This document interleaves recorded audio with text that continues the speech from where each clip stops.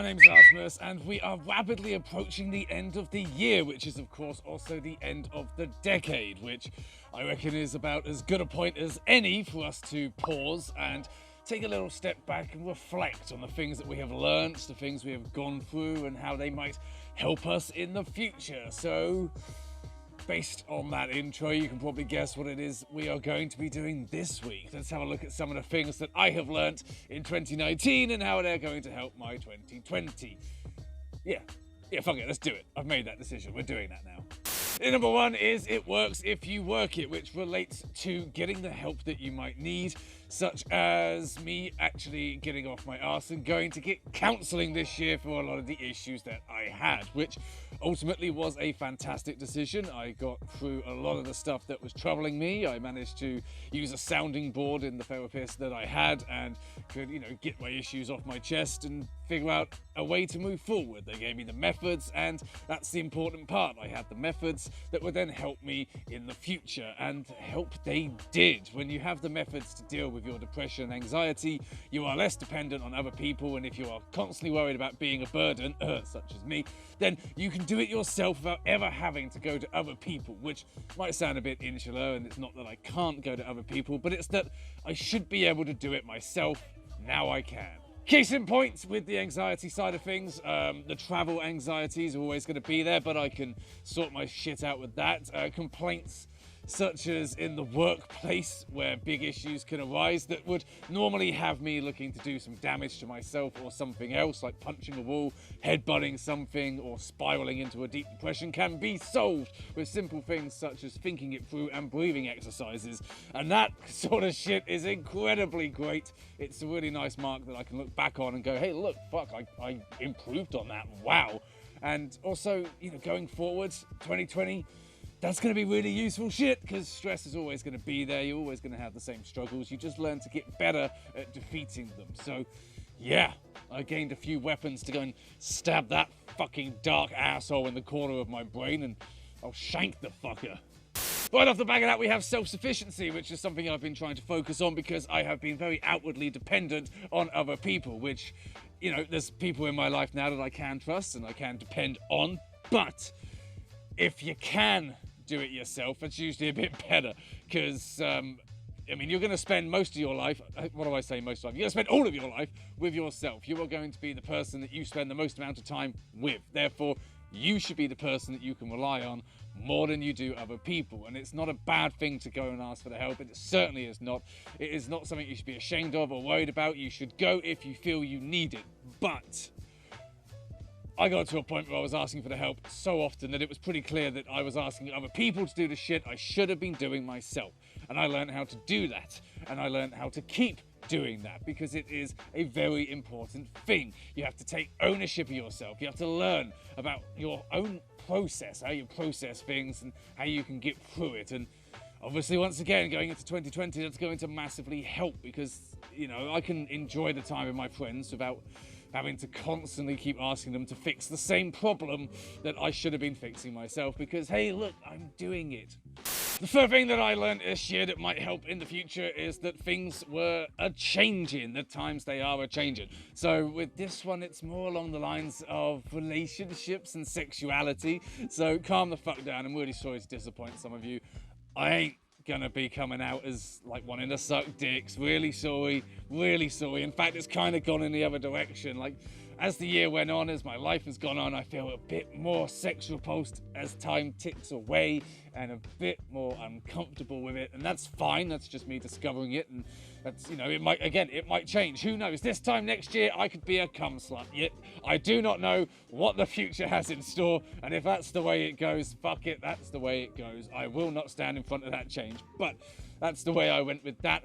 But also, in light of recent experiences, seeing different things pan out, I had to face the hard reality that despite my many failings, I did actually want some romance in my life, and I do want to pursue that kind of thing, which, oh fuck, I'm sure a lot of us have a lot of negative experiences with this kind of thing, and when you have enough of them that you could basically just do these are the 4 times I got shat on by other people that I loved video, which actually that could happen next week, then you get a bit apprehensive about opening that particular door which you have decided to lock away so much. But I've decided to open that door, and if I get hurt again, fuck it, I'm good at learning from getting hurt, so it's only going to help me at the end of the day.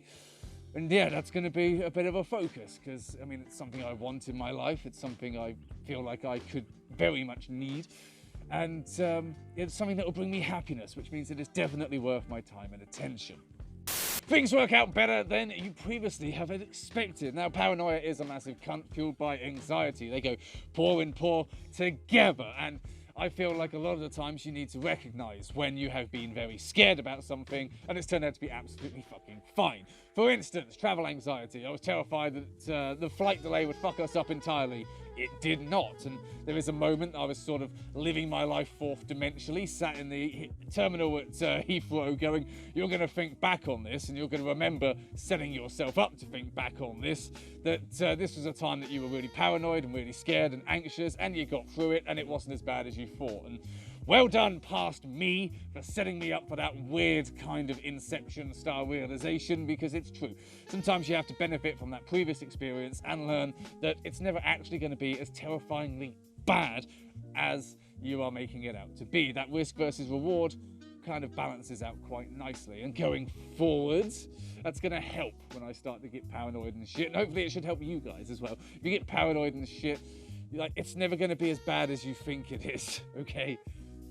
And the fifth thing that I learned was one of the hardest to learn, which is self-esteem, which I'm fairly certain some fucker will try and say I'm just being self-obsessed or arrogant or egotistical, and to them I say, fuck you, I am none of those things. I am a catch, I am a good boy, I am worthy of love, and I am a fucking nice person, and I will say that shit, alright? Now, you can rationalize that any which way you want, because ultimately I had to come to a realization that I really fucking love and trust and respect the friends that I have in my life. I trust their viewpoints, I trust their opinions and their judgments, and if they are consistently telling me that I am actually not as bad and as much of a monster as I'm making myself out to be, comes a point where you have to fucking believe them, okay? And that was what sort of kicked it off, but ultimately you have to also look at things and love yourself. As cliche as it is, I do believe that it is very difficult to love someone who won't love themselves. So having a bit of confidence in yourself, having a bit of acknowledgement of your flaws, but also your successes and your wins, is a way that allows other people to enjoy your company more. Nobody wants to be around someone who's all fucking, woe is me, I'm such a cunt, I ruin everything. Well, if that's all you're ever going to talk about, then unfortunately, you kind of set yourself a self-fulfilling prophecy right there, and it is going to happen. So going forward, how's that going to help? Well, it's going to help because I know what I fucking deserve, and I fucking want that. And I'm not going to be the whiny little dickhead that is sitting in the group chat depressed most of the fucking time because, oh, I don't deserve to be loved. Well, that little fucker can fuck off back into the past, because I do. I am a good boy like we all are. Everybody is deserving of love, and it's going to be good times because of that realization. So you have it, those are just 5 things that came to mind that I learned this year. I obviously learned a lot more than that, and if I wanted to make a video about what I learned in the previous decade, holy shit, it would probably take about a decade to actually go through it, because wow. But yeah, there we go. That's my little bit of reflection. I hope it inspires some of you to reflect a little bit on what you've learned and how it's going to help you moving forward. Doesn't really matter how painful an experience might be or how difficult it was to go through. Everything has something that you can take from it to make your life better. And I feel that as a New Year's treat to yourself, you should do that for yourself. You deserve to be loved, you deserve to be happy and to get everything out of life that you want out of life. And sometimes to do that, you got to face a few demons, you got to take that little paranoid voice in the back of your head, drag it into a corner and stomp the shit out of it. It's difficult, you won't want to do it, and it's going to take some time, but you owe it to yourself to get that help, whether it's from yourself, your friends, or medical professionals, and give yourself the life you deserve. There we go. Ending the decade on a positive, uplifting note. That doesn't fucking sound like me, Jesus. We're gonna flash up some paws or some shit just to equal the balance out. Oh shit, Patreon. Fucking donate to Patreon. There we go. I can still be shameless.